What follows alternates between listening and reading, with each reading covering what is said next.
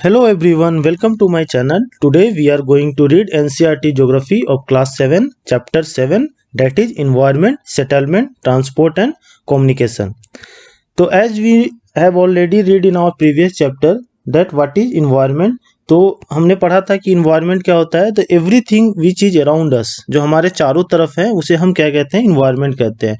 उसमें दो तरह के हो सकते हैं, एक होता है living things और एक होता है नॉन लिविंग।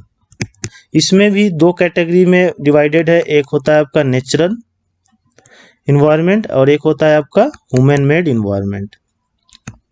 तो नेचुरल इन्वायरमेंट में आपका क्या क्या आ जाता है, जैसे कि लैंड आ गया, वाटर आ गया, एयर आ गया, आपका प्लांट्स आ गया, एनिमल्स आ गया। ये सब क्या है, नेचुरल इन्वायरमेंट है, जिसमें हम लैंड वाटर एयर को हम क्या कहते हैं, एबॉयटिक, और प्लांट्स एंड एनिमल्स को हम क्या कहते हैं, biotic.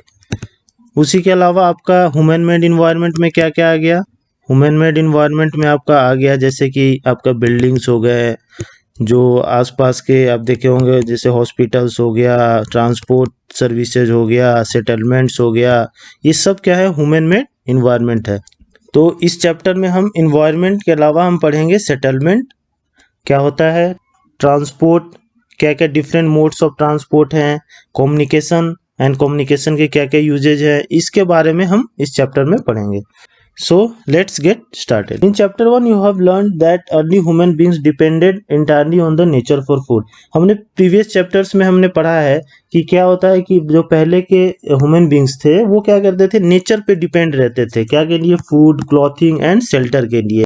But the time they learned new skills to grow food, build homes and develop better means of transportation and communication. But धीरे धीरे क्या हुआ, उन्होंने फूड को ग्रो करना सीखा, स्किल, जैसे एग्रीकल्चर का डेवलपमेंट हुआ, तो एग्रीकल्चर का डेवलपमेंट हुआ तो होम बिल्ड करने लगे। एक्चुअली पहले होता क्या था कि जब ह्यूमन जो थे वो हंटर्स एंड गैदरर्स जब थे, जब वो हंट करते थे और इधर उधर घूमते थे, तब वो क्या होते थे कि उनका परमानेंट लोकेशन नहीं होता था, शेल्टर नहीं होता था। पर जैसे ही एग्रीकल्चर का इन्वेंशन हुआ तो क्या हुआ कि लोग एक जगह पे रहने लगे और वो परमानेंट सेटलमेंट को बनाने लगे। उसी तरह से व्हील का जो है वो इन्वेंशन हुआ, व्हील के इन्वेंशन से आपका ट्रांसपोर्ट जो है वो थोड़ा फास्ट हो गया एंड अदर्स कम्युनिकेशन हुआ। तो पहले क्या था कि लोग जो है फुट पोस्ट रहता था, मतलब पैदल, और या हॉर्स पोस्ट, हॉर्स की मदद से जो है एक स्थान से दूसरे स्थान पे जो है कम्युनिकेशन को पहुंचाते थे। लेकिन धीरे धीरे कम्युनिकेशन में काफ़ी इन्वेंशंस आए, टेलीग्राम आया, टेलीफोन आया, और इस तरह से जो है आपका कम्युनिकेशन जो है फास्ट और काफ़ी ईजी हो गया। In this way they modified the environment where they lived.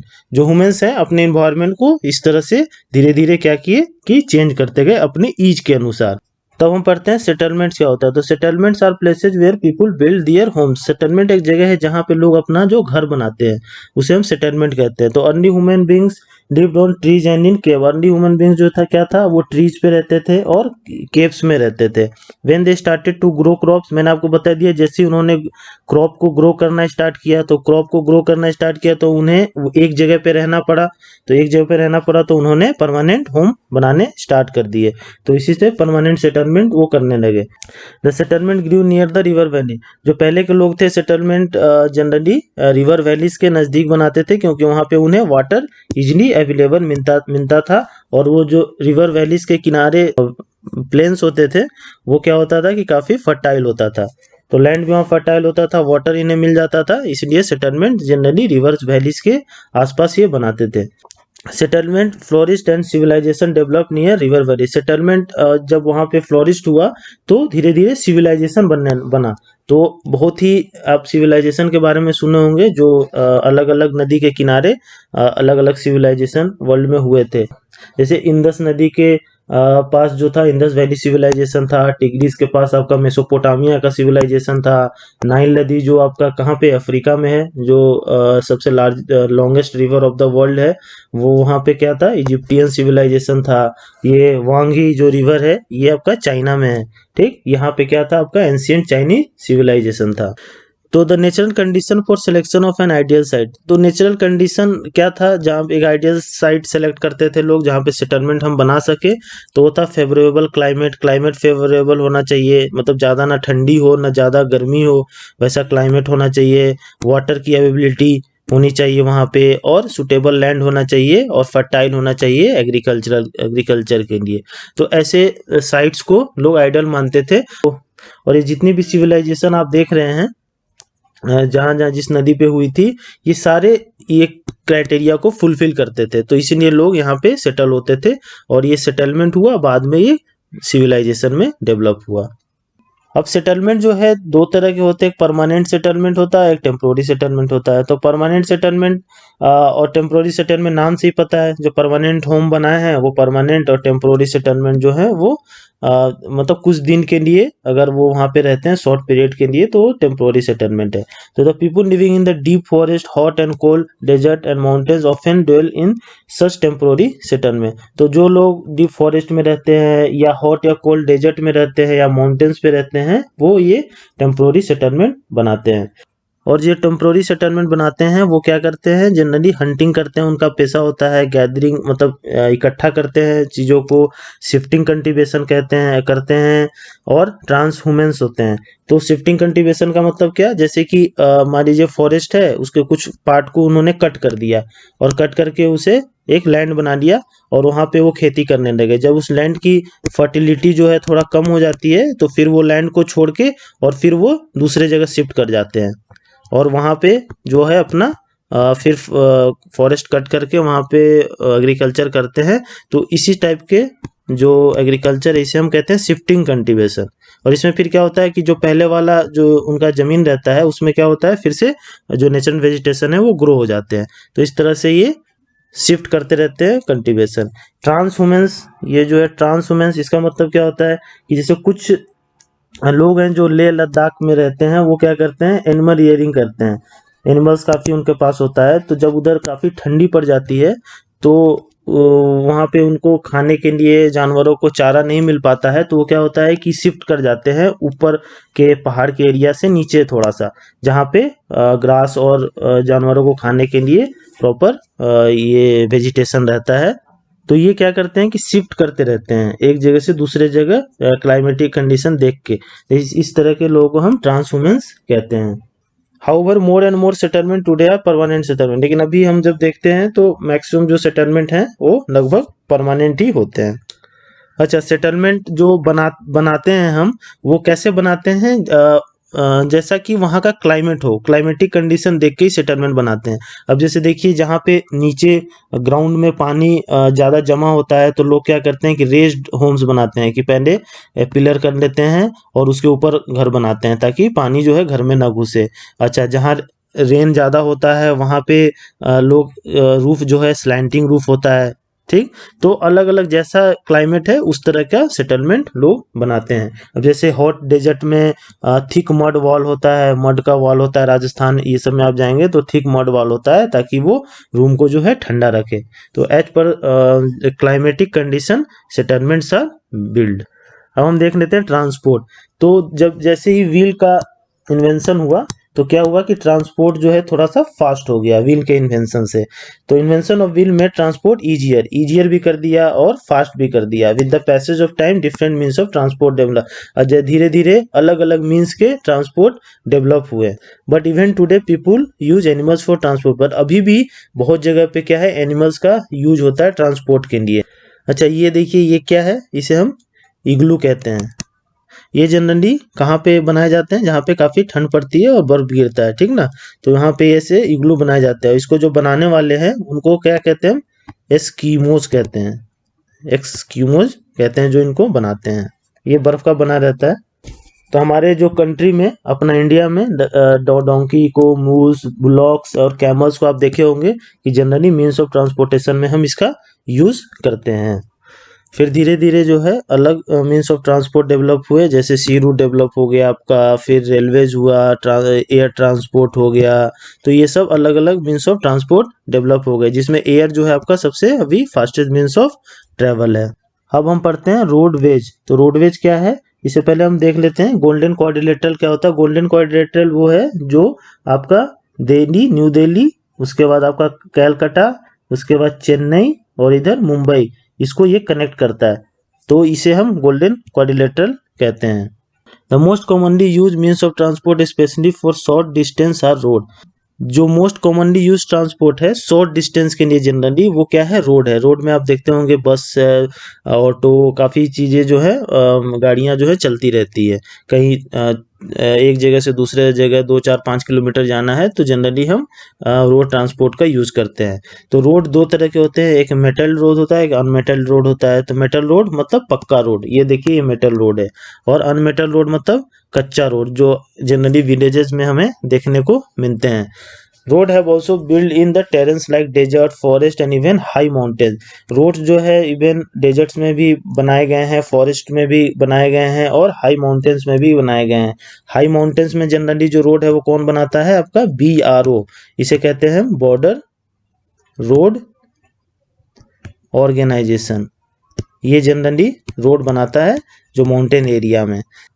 Manali ले highway in the Himalayan mountains is one of the highest roadway in the world. Manali ले जो है वो कहाँ पे है, हिमालय माउंटेन पे है, जो काफी ऊंचा है। Road build underground are called subways. जो रोड अंडरग्राउंड बनते हैं उसे हम क्या बोलते हैं, सबवेज और अंडर पाथ कहते हैं।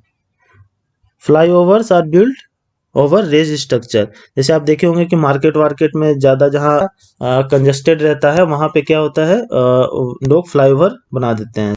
अब हम देखते हैं रेलवेज। तो आपको पता ही है कि रेलवेज जो है हमारे इंडिया में जो है ब्रिटिशर्स ने लाया था। लगभग 1853 में जो है फर्स्ट रेल जो है अपना मुंबई टू थाने चली थी। लॉर्ड डलहौजी थे गवर्नर जनरल उस समय के, उन्होंने जो है ये 1853 में जो है फर्स्ट रेल की स्थापना की थी। तो रेलवेज जो है carry heavy goods and people over long distance quickly and cheaply. Railway क्या करता है कि हैवी गुड्स और बहुत सारे लोगों को एक जगह से दूसरे जगह पे लॉन्ग डिस्टेंस में क्विकली और चीपली पहुंचाता है। Diesels and electric engine have largely replace the steam engine. Diesels और इलेक्ट्रिक इंजन, जो पहले था स्टीम इंजन रहता था, आप देखे होंगे गदर पिक्चर में वो कोयला डालता रहता है और गाड़ी आगे बढ़ती है, तो क्या होता है, कोयला से गर्म होता है, स्टीम बनता है और वो गाड़ी आगे बढ़ती थी। लेकिन धीरे धीरे डीजल इंजन का आविष्कार हो गया, इलेक्ट्रिक इंजन का आविष्कार हो गया, और अभी आप देखते होंगे कि बहुत सारी फास्ट ट्रेन जो है, सुपर फास्ट ट्रेन है, राजधानी है, अपना शताब्दी है, आपका वंदे भारत, नए नए काफ़ी फास्ट ट्रेन आ गए हैं। और अभी जो है आप गवर्नमेंट ऑफ इंडिया जो है वो बुलेट ट्रेन जो है उसको भी लाने के लिए काम कर रही है। और रेलवे लाइंस जो है वो डिफिकल्ट माउंटेन टेरेंस में भी कुछ रेलवे लाइंस है, जैसे आप शिमला का देखे होंगे, शिमला अगर गए होंगे तो टॉय ट्रेन वहाँ चलता है। तो टॉय ट्रेन जो चलता है, तो रेलवे लाइन देखिए पहाड़ों पे बना है, तो कुछ माउंटेन्स ट्रेन में भी रेलवे लाइन्स बिछे हैं। इधर आप ऊटी जाएंगे तो वहाँ भी आपको ये रेलवे लाइन्स आपको दिखेंगे माउंटेन टेरेन में। और जो सबसे हाइट पे जो ट्रेन चलती है वो सिंगिंग और लहासा के बीच में चलती है, जो अल्टीट्यूड 4000 एबव सी लेवल है। और जो हाईएस्ट पॉइंट जो वो गेन करती है ड्यूरिंग अ जर्नी वो है 5072 मीटर। तो ये सबसे ऊंची चलने वाली ट्रेन है जो जिंगिंग से लहासा की ओर चलती है। ये कहाँ पे है, ये प्लेस है, ये चाइना में। अच्छा, डू यू नो देख लेते हैं। The trans Siberian railway is the longest railway system connecting Saint Petersburg in western Russia to Vladivostok in Pacific coast. तो ये ट्रांस साइबेरियन रेलवे है जो सबसे लॉन्गेस्ट रेलवे सिस्टम है, जो आपका Saint Petersburg west side of Africa से आपका कहाँ तक कनेक्ट करता है, व्लादिवोस्तोक तक कनेक्ट करता है, जो पैसिफिक कोस्ट के पास है।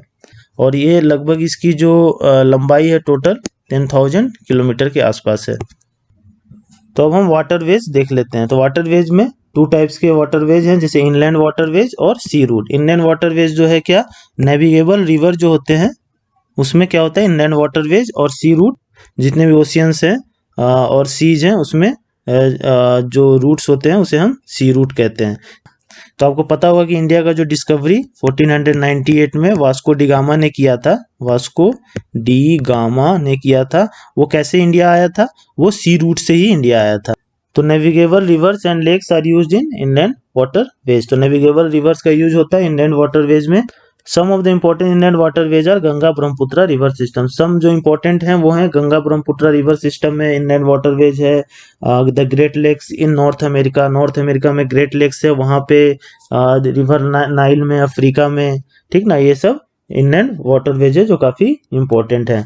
अभी इंडिया में लगभग 111 इनलैंड वाटरवेज है अपने यहाँ पे इंडिया में भी।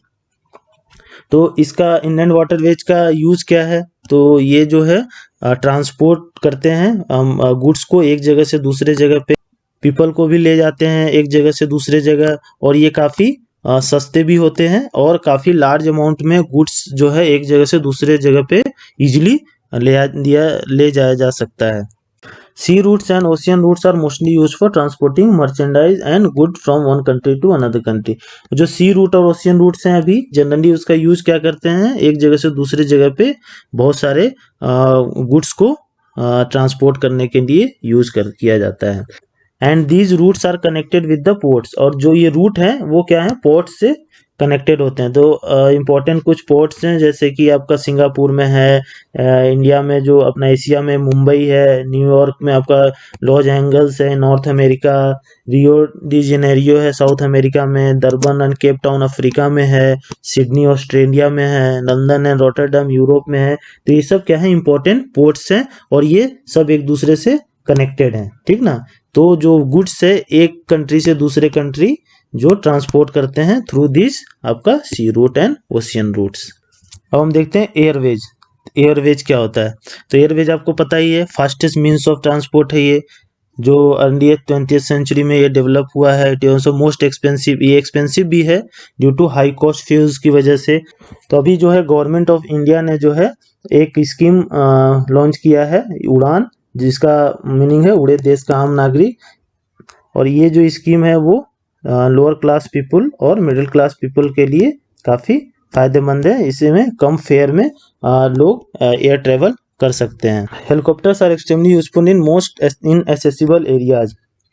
हेलीकॉप्टर का यूज कहाँ पे है, जहाँ पे जो एरिया हम बाई रोड ट्रेवल नहीं कर सकते हैं या बहुत ही रिमोट एरिया है, तो उसमें हम हेलीकॉप्टर का यूज़ करते हैं। और ये कैलामिटीज़ में रेस्क्यू करने के लिए, पीपल को फूड बांटने के लिए, वाटर डिस्ट्रीब्यूशन के लिए इसमें हेलीकॉप्टर्स का यूज होता है।